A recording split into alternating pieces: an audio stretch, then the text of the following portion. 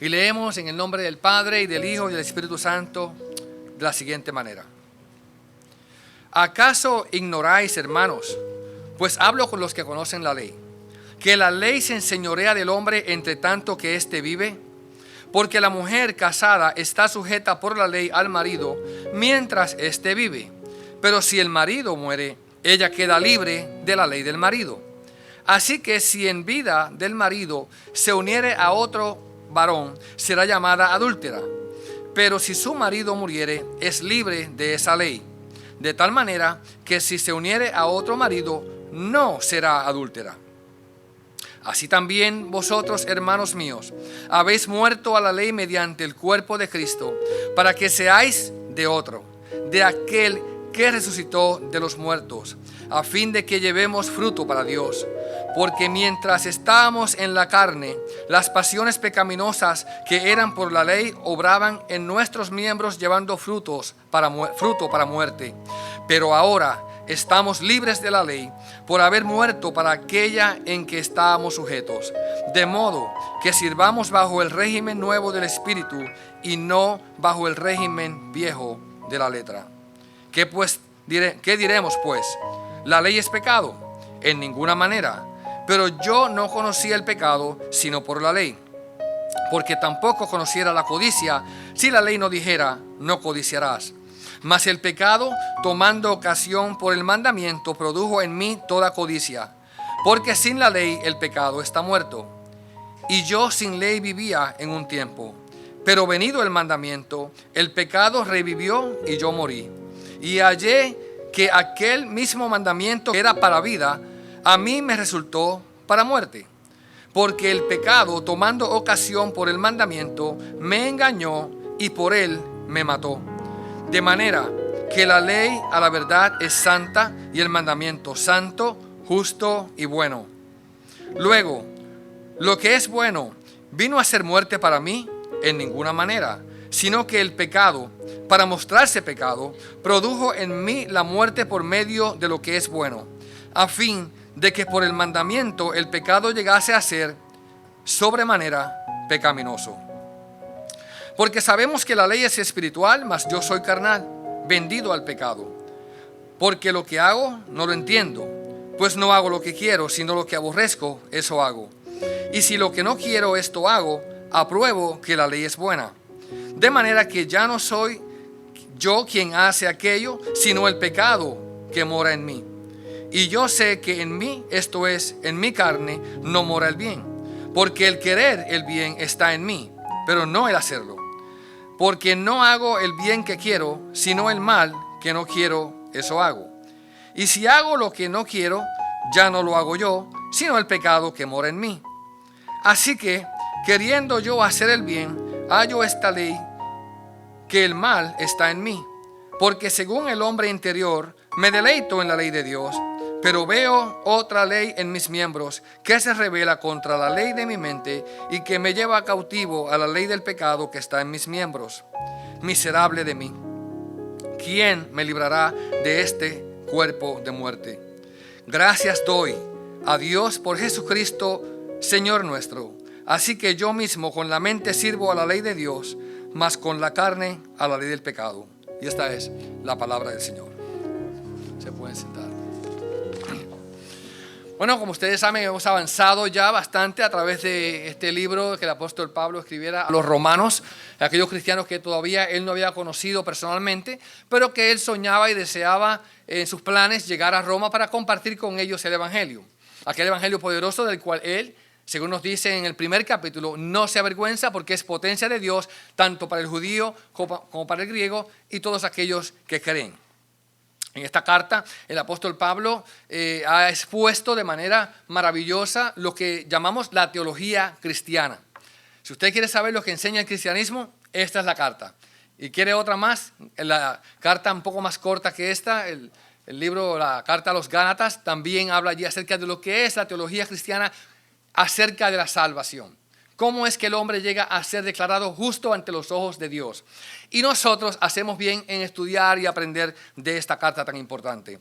Entonces hemos adelantado, viendo poco a poco lo que se ha hecho, y ya llegamos a este capítulo que ustedes, si pudo prestar atención cuidadosamente, se dará cuenta que es bastante complejo. Es tanto así que se ha dado para varias interpretaciones dentro de la iglesia. A través de la historia de la iglesia desde el principio han habido personas que lo han interpretado de una manera y otros que lo han interpretado de otra manera. Quiero decirles que hay buenos teólogos y respetables personajes en ambos lados del debate en cuanto a interpretación de cómo hemos de entender las palabras del apóstol Pablo. En cierta ocasión, el apóstol Pedro, escribiendo en una de sus cartas, dijo que Pablo había escrito cosas que eran difíciles de comprender, que los indoctos las toman para torcerlas, pero que esto los lleva a ellos a la perdición. Así que no podemos nosotros a la ligera interpretar la palabra de Dios, sino tratar de ajustarnos a lo que el Espíritu ha revelado conforme al libro completo, los demás escritos y la Biblia completa en esta revelación. Así que llegamos aquí, por ejemplo, les voy a dar 3 puntos de vista en cuanto a lo que tiene que ver con este libro de Romanos y particularmente este capítulo número 7. Primeramente tenemos la perspectiva de la preconversión. Algunos dicen, es imposible que ese que escribió el capítulo 7 sea Pablo hablando de sí mismo. Seguramente que está hablando de él, pero antes de convertirse a Cristo.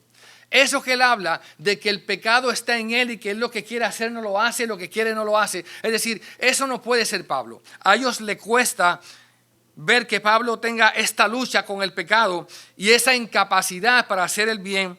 Y es algo que no puede ser visto si es que él está bajo el Espíritu. Así que debe ser Pablo antes de convertirse a Cristo, quizás en el judaísmo que nació y se crió antes de recibir la llenura del Espíritu Santo. Otra perspectiva dice, no, ese es Pablo después de convertido.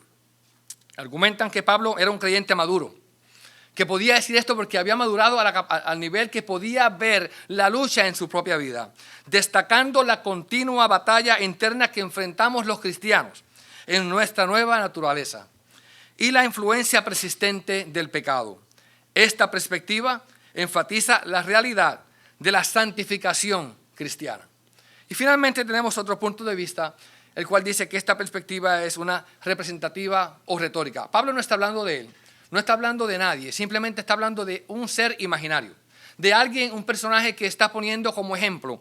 Y sugiere que Pablo no está hablando de ninguna etapa específica en su vida, sino que está usando este relato como una ilustración que nos pueda a nosotros ayudar a buscar la justicia que es por medio de la fe y no a través de la ley. Que sea una justicia por el Espíritu Santo y no por medio del esfuerzo humano. Así que, viendo todo esto, podemos también, como digo siempre, llegar a la Biblia con un poco de humildad y entender de que si hay personas en ambos lados del asunto, pues tenemos que tratar de ver en realidad, en oración y en detenimiento, con respeto, a qué es lo que el apóstol Pablo está apuntando en este momento. Una de la manera en que nuestras iglesias evangélicas, puedo decir, la iglesia evangélica en gran parte reformada, se ha acercado a este pasaje, es que estamos viendo a un Pablo maduro, un hombre que ha crecido tanto en su conocimiento, en su relación con Dios, que es capaz de identificar en sí mismo la lucha que tiene continuamente contra el pecado. Algunas personas que son nuevas en el cristianismo y que llevan poco tiempo piensan que ellos pueden andar sin pecar. Llegar a una etapa donde ellos pueden vencer al pecado de tal manera que nunca más van a pecar.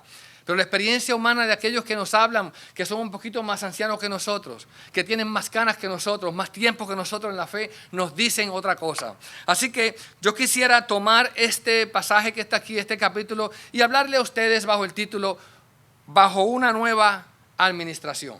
Bajo una nueva administración, y quiero que miremos 3 puntos. Primeramente, un nuevo gobierno o un cambio de gobierno, un cambio de comprensión y también un cambio de esperanza. Otra vez, una nueva administración, un cambio de gobierno, un cambio de comprensión y un cambio de esperanza. En los capítulos que comienzan en este libro, el Romanos 1 al 4, vemos a Pablo repetidas veces argumentando una y otra vez, y yo le decía la última vez que predicaba como si fuese un disco rayado, pero el Espíritu Santo le pareció necesario que se repitiese una y otra vez este tema, porque al parecer era algo importante. También iba a ser difícil que las personas entendieran exactamente lo que Pablo le estaba queriendo decir. Y para que ellos pudiesen comprender detenidamente y claramente lo que Pablo estaba diciendo, él tenía que repetirlo no una, sino 2 y 3 y 4 veces y de distintas maneras.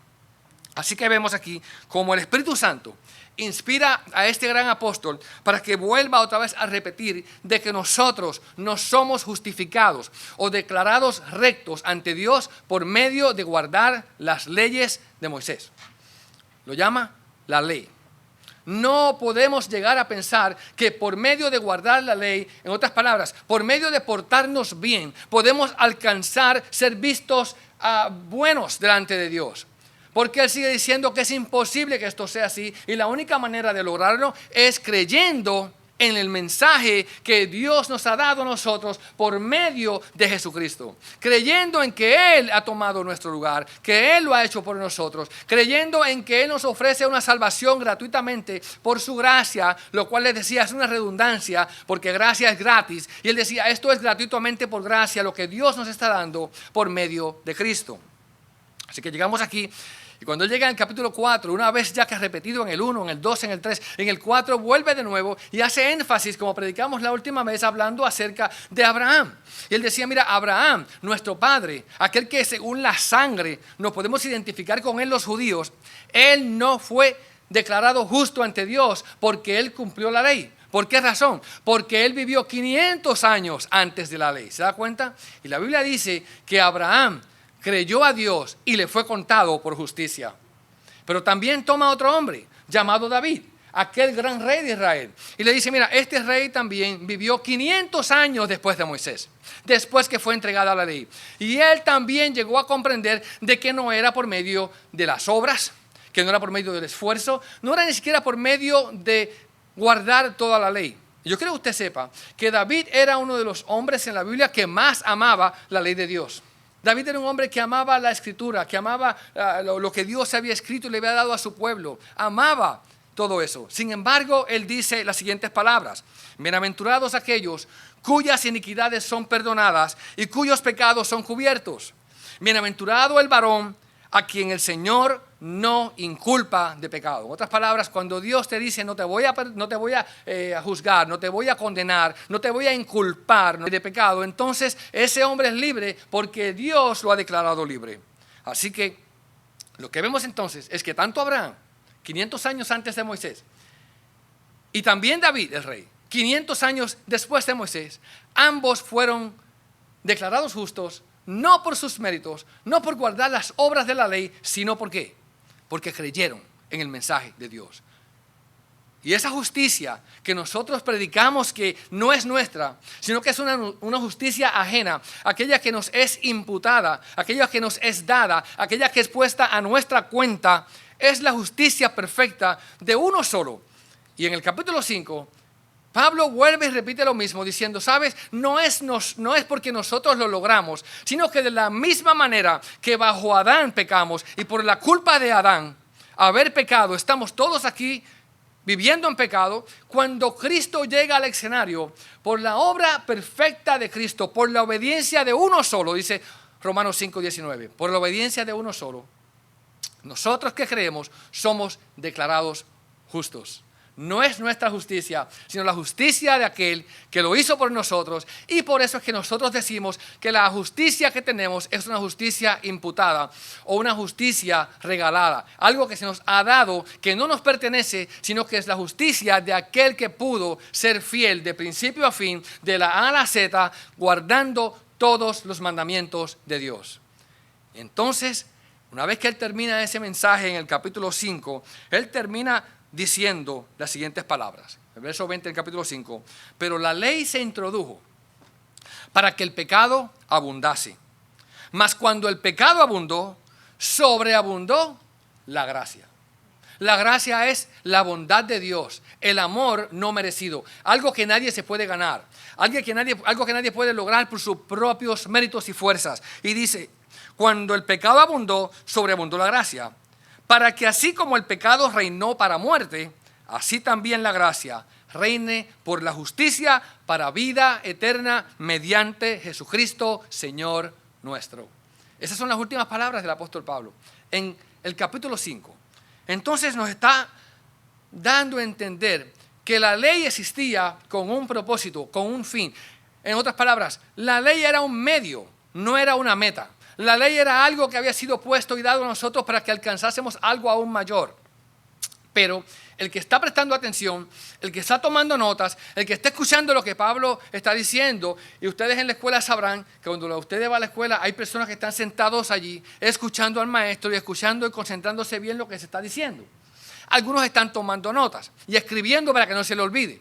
Mucha gente también hace eso en la iglesia. Y seguramente que Pablo dice, cuando yo le diga a esta gente que cuando el pecado abundó, sobreabundó la gracia, la respuesta del que lo entendió va a ser, como me dijo a mí una señora una vez después que le prediqué el evangelio, entonces puedo pecar todo lo que yo quiera porque Dios me va a perdonar.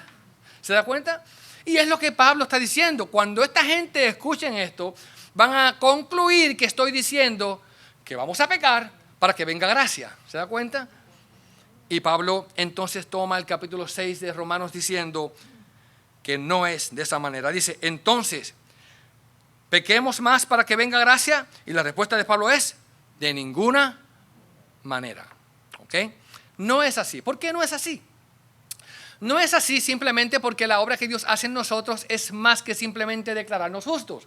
Dios nos ha dado el Espíritu que nos ayuda a caminar en una nueva identidad. Cuando habla del bautismo en el capítulo 6 nos habla acerca de nuestra unión con Cristo, nuestra identificación con Él y dice, ¿cómo es posible que nosotros que fuimos liberados del pecado querramos una vez más volver de nuevo a vivir en pecado? ¿Se da cuenta? Así que Dios no solamente te declara justo porque creíste en Jesucristo, sino que también nos cambia a nosotros el deseo de pecar y nos convierte en gente que desea vivir una vida santa y recta delante de Dios. Y dice el verso 20 en ese capítulo 6, porque cuando erais esclavos del pecado, erais libres acerca de la justicia, pero ¿qué fruto teníais de aquellas cosas de las cuales ahora os avergonzáis? Porque el fin de ellas es muerte. Mas ahora que habéis sido libertados del pecado, en otras palabras, estamos siendo liberados del poder del pecado, del dominio del pecado en nuestras vidas, entonces dice, somos hechos siervos o esclavos de Dios, tenéis por vuestro fruto la santificación y como vida y como fin la vida eterna.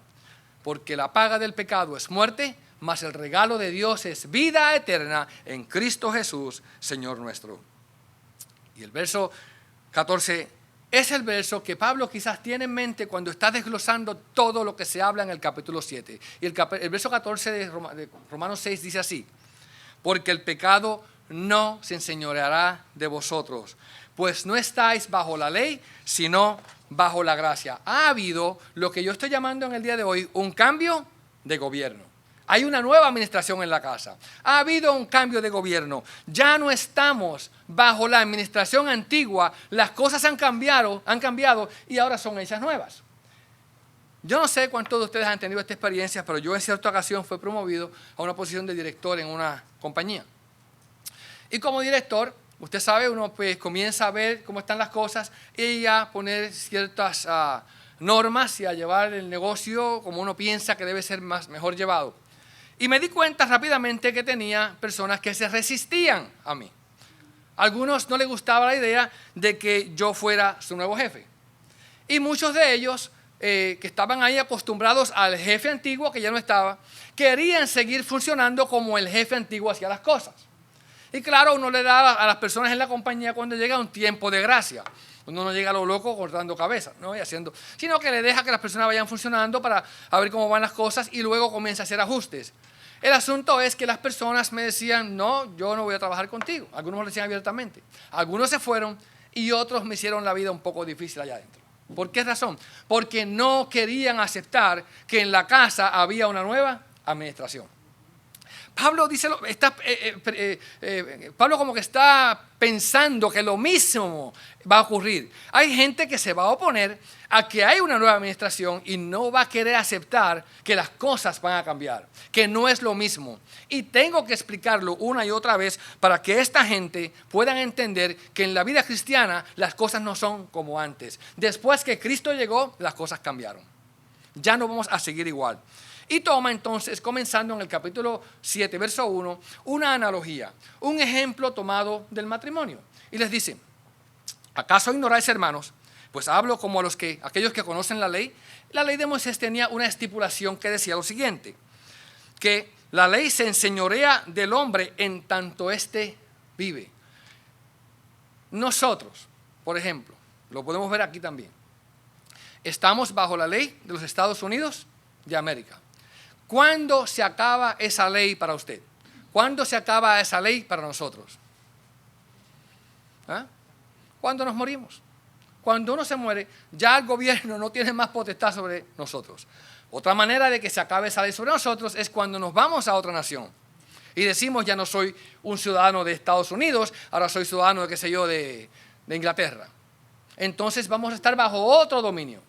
Ya el Estado de la nación americana no tiene poder sobre nosotros. Y Pablo está diciendo algo semejante. Él dice así, porque la mujer que está casada está sujeta por la ley al marido mientras éste vive. En otras palabras, tomen este ejemplo para que ustedes entiendan lo que les quiero decir. Quizás esto sea un poco complicado, pero se los voy a hacer fácil. Cuando el hombre vive, la mujer tiene que estar sujeta a ese hombre. Claro, también pasa de manera viceversa, pero el ejemplo es con el varón. Por si acaso la mujer está diciendo, ven acá, y el hombre no está sujeto a la mujer. Bueno, usted sabe. Así que, pero se deben el uno al otro. Y no, dice aquí, si entonces ese hombre, ¿verdad?, está viviendo, pues esa mujer tiene que sujetarse a ese matrimonio y no puede salirse de allí a buscarse otro varón. ¿Por qué razón? Porque si se busca a otro hombre, se llama adúltera. ¿Ven?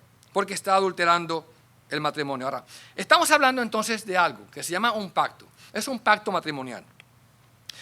Cuando este hombre está vivo, esa mujer tiene que someterse a lo que el hombre dice. ¿Ven? Me gusta esta comida de esta manera y tiene que hacerse así como le gusta, ¿verdad que sí? Vamos a dejarlo hasta ahí. Vamos a dejar las cosas en la cocina, porque a ustedes les gusta cocinar.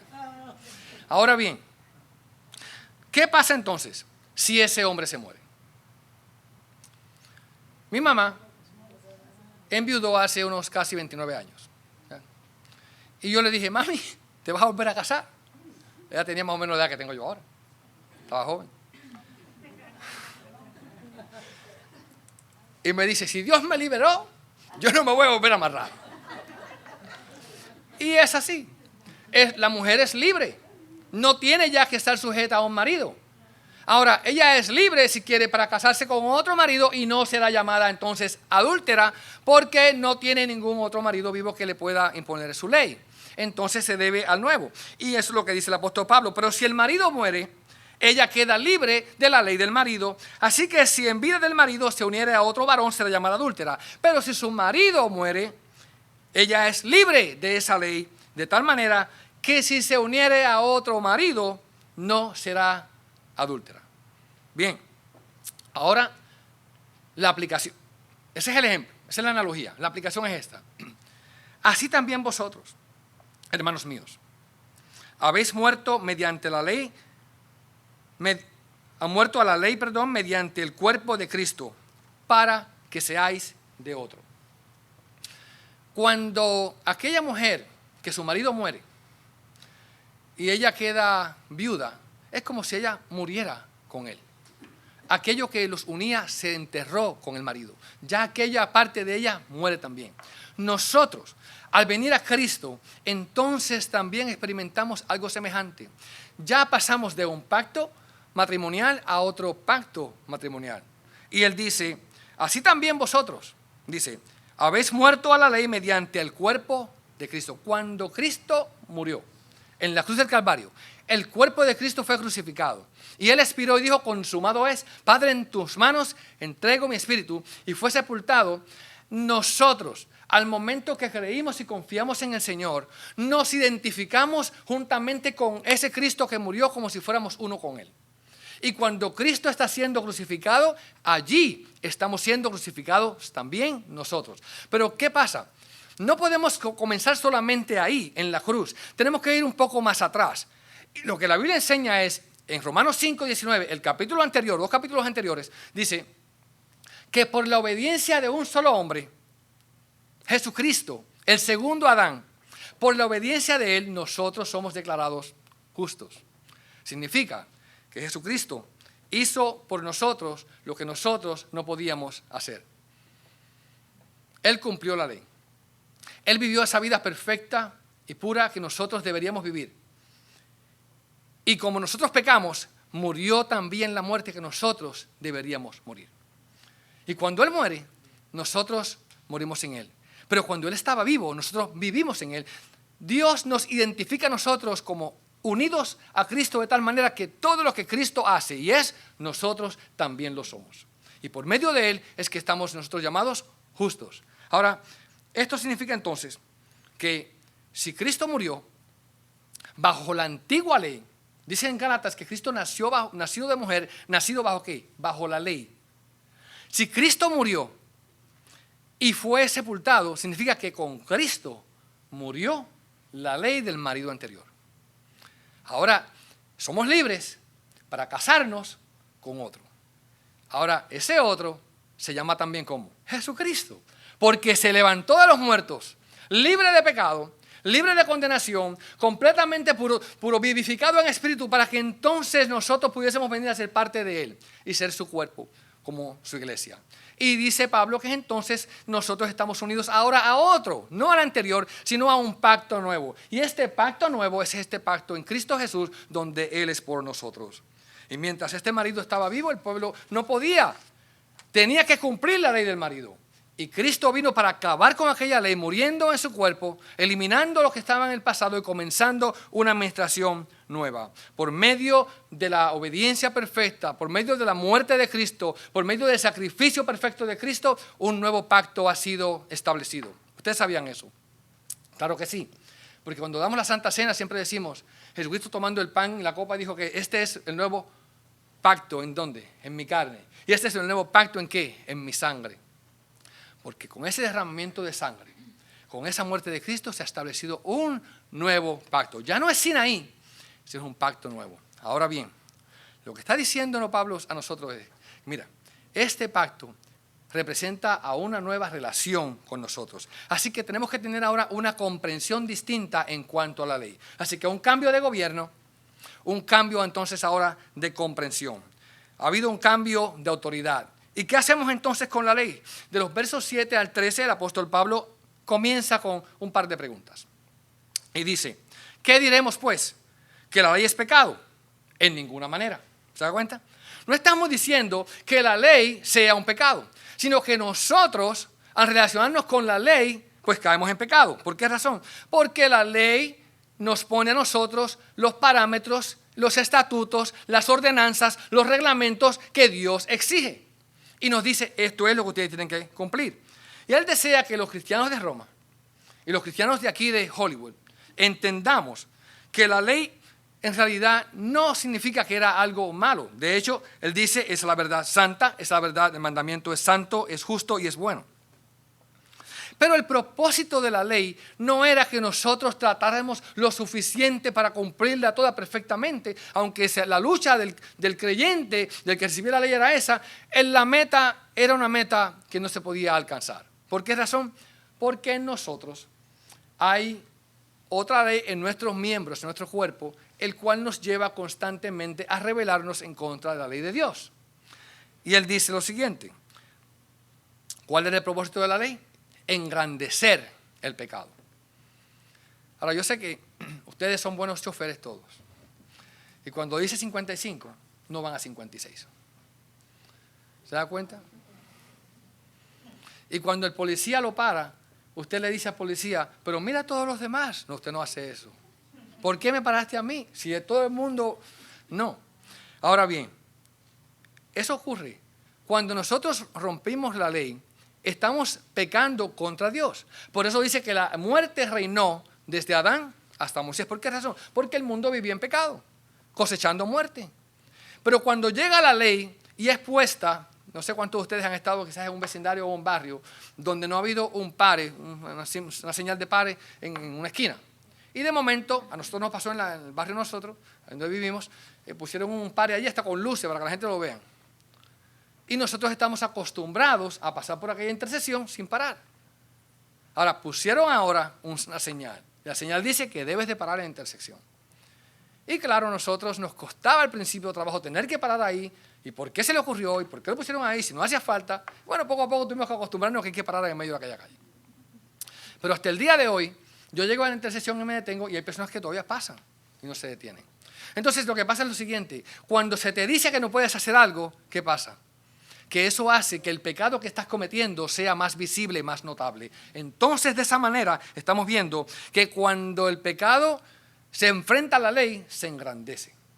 Entonces podemos ser juzgados y condenados porque se nos está dando algo, nos dice, tú rompiste la ley aquí, la rompiste allá, hiciste esto, hiciste lo otro, y por esta razón, entonces puedes ser condenado.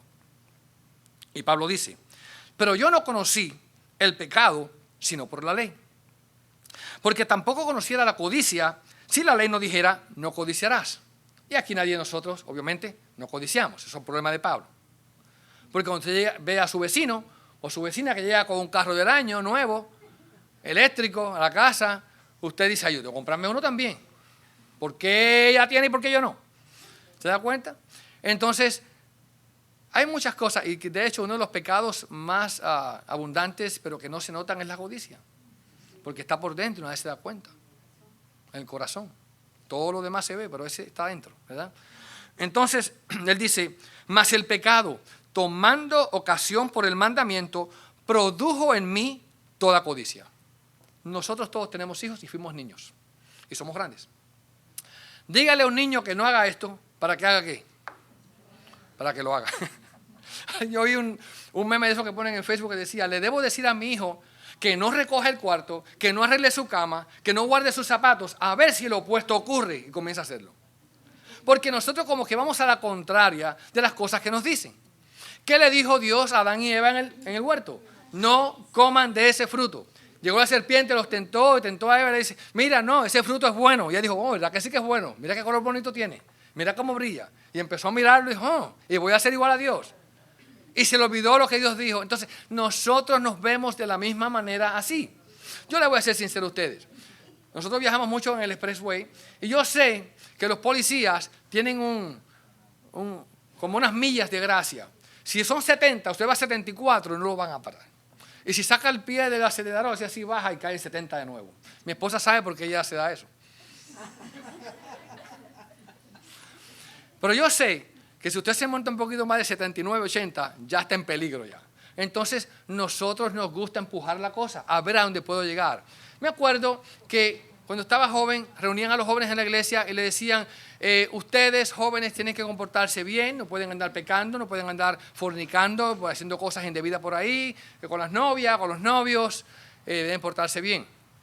Y la pregunta siempre era de los jóvenes en la iglesia, ¿qué es hasta dónde puedo llegar?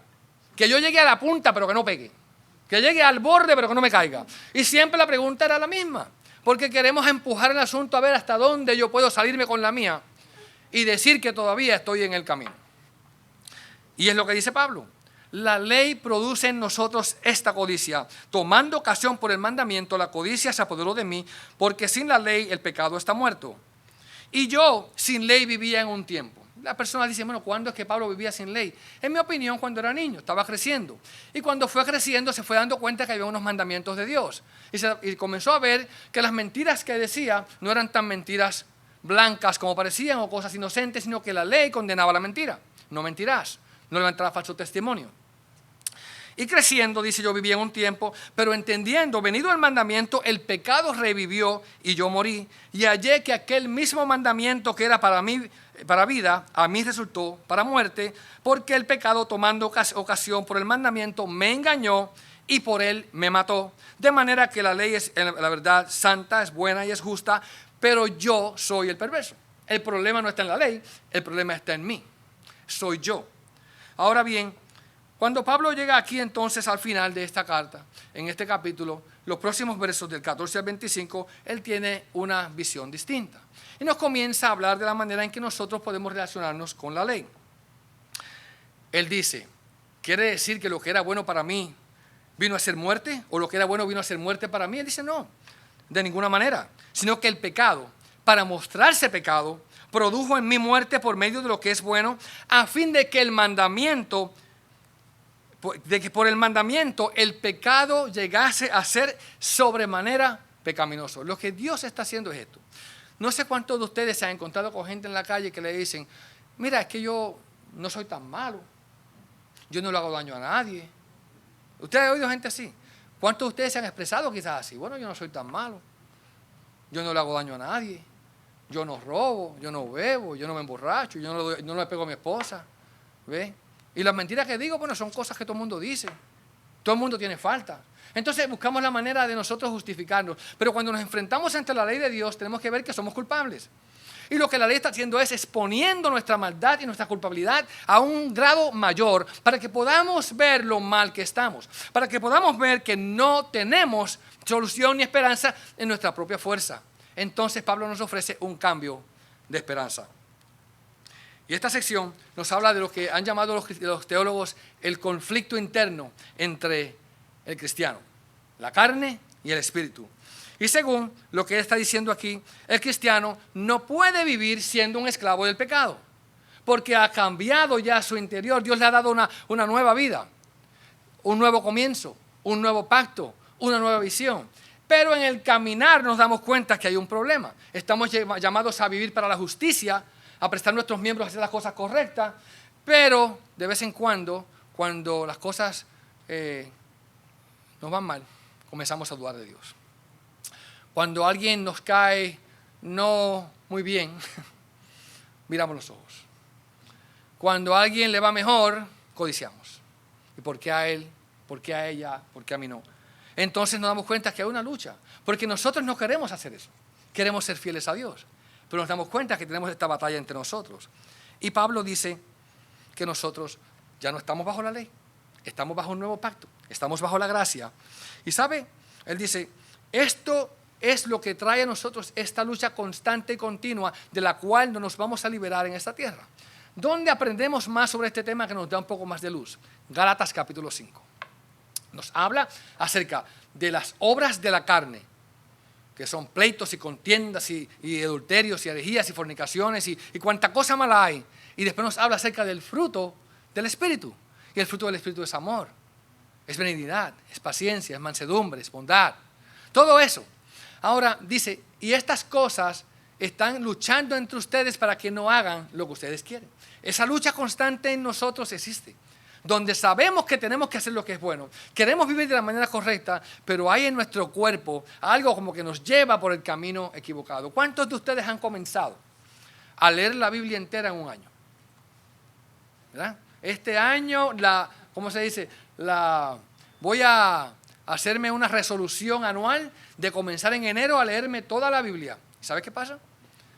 Que ya en febrero ya se le olvidó la Biblia. ¿Por qué? Porque hay tantas cosas que le desvían. ¿Ve? Entonces hay una lucha donde su espíritu quiere alimentarse de la palabra de Dios, pero la carne lo lleva por el camino equivocado. Entonces Pablo dice que hay una lucha verdadera. Una lucha donde queriendo hacer algo para Dios, que agrade a Dios, se encuentra con que algo en el cuerpo le dice que no. Y tenemos esta lucha continua. Y la solución que Pablo nos da a esta realidad de esta lucha entre la mente y la carne, lo que queremos con esta nueva mente dada en Cristo, agradar a Dios, y lo que el cuerpo, la carne nos lleva a ser, como esta naturaleza carnal, es entonces no tratar lo mejor posible. Usted no puede decir, bueno, si yo lucho, y yo lucho lo más que yo pueda, voy a vencer y por medio de mi esfuerzo voy a alcanzar esto. Él no dice eso. ¿Sabes qué dice él? Dice, así que queriendo yo hacer el bien, hallo esta ley, que el mal está en mí. Porque según el hombre interior, aquel hombre que ha sido regenerado, cambiado, transformado en Cristo, según el hombre interior me deleito en la ley de Dios. Me encanta seguir la ley de Dios. No quiero pecar, quiero agradar a Dios en todo. Pero entonces, dice, veo otra ley en mis miembros, en mi cuerpo, que se revela con la ley de mi mente y que me lleva cautivo a la ley del pecado que está en mis miembros. ¿Cuál es entonces la solución? La solución se encuentra en este verso que está aquí, el verso 24. Miserable de mí. Qué expresión, miserable de mí. Qué perdido estoy. Qué horrible lo que estoy viviendo. ¿Quién me librará de este cuerpo de muerte? Rápidamente. En la historia se cuenta que los romanos, cuando a veces alguien era un asesinato y lo encontraban, le ponían el cuerpo, según dicen los historiadores, y le amarraban el cuerpo a su vida, y la condena era caminar con el cuerpo de aquel muerto hasta que el mismo muerto lo mataba a él, por la contaminación. Y Pablo dice, ¿quién me librará de este cuerpo? Estoy caminando con una nueva vida en Cristo, con una nueva disposición interna. Lo que quiero es agradar a Dios, pero me encuentro como que la carne me lleva a irarme. Hay gente que dice en las iglesias, me entró, hermano, una ira santa. No, no fue santa la ira, hermano. O hay unos que dicen, me fui a la carne. Sí, eso fue lo que pasó. ¿Por qué razón? Se me levantó el hombre viejo, ¿verdad? El hombre antiguo, el hombre aquel. ¿Por qué es eso?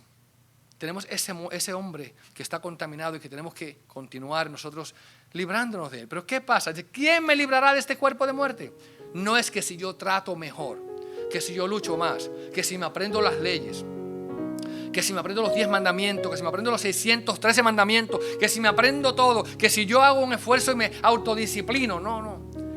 Lo que Pablo dice es lo siguiente: gracias doy a Dios por Jesucristo, Señor nuestro. Y esa es la esperanza nuestra. No lo que yo voy a lograr, sino por lo que Cristo logró por mí. La esperanza nuestra, antes de venir a Cristo, está en Cristo. Antes de ser cristiano, está en poner la fe en el Señor. ¿Sabes qué? A veces pensamos que el Evangelio solamente es para aquellos que no conocen a Dios, que están afuera. El Evangelio es para nosotros. La esperanza es para nosotros, que estamos adentro. Para que continuemos caminando, mirando a Jesús. Y el llamamiento para el cristiano es arrepentirnos y continuamente arrepentirnos y creer que Cristo es suficiente, que la obra que hizo en el Calvario, que lo que Él hizo por mí es suficiente, y que yo no quiera tomar las cosas por mis fuerzas, sino que comience a confiar y creer en aquel que lo hizo por mí. Y decir con Pablo, gracias doy a Dios por medio de nuestro Señor Jesucristo. Hermanos, la lucha es real. La lucha nuestra es verdadera, pero tenemos la victoria. Tenemos que cambiar el foco de nuestra esperanza. Nuestra esperanza no está en los 10 mandamientos de Moisés, allá en la ley, sino que nuestra esperanza y victoria se encuentran en ¿quién? En Cristo Jesús. Él es nuestra esperanza. Y Cristo es la única ayuda que nosotros necesitamos. Que podamos nosotros depender continuamente, no de lo que hacemos, sino de lo que Cristo está haciendo e hizo por cada uno de nosotros. ¿Cuántos glorifican al Señor? Ha habido, hermanos, un cambio de administración. Estamos bajo el mandato del Rey de Reyes y Señor de Señores. Permanezcamos ahí, poniendo nuestra mirada en Él y diciendo así mismo, como lo dijo el apóstol, doy gracias a Dios por nuestro Señor Jesucristo. Oremos. Estimado visitante, ayúdanos a propagar este mensaje de gracia, vida y redención. La Iglesia Park Road PCA en español te invita a que te suscribas a este canal para recibir notificaciones, que le des like a nuestros videos para promoverlos y que lo compartas con tus contactos y en la media social para ayudarnos a crecer. Muchas gracias y que Dios te bendiga ricamente.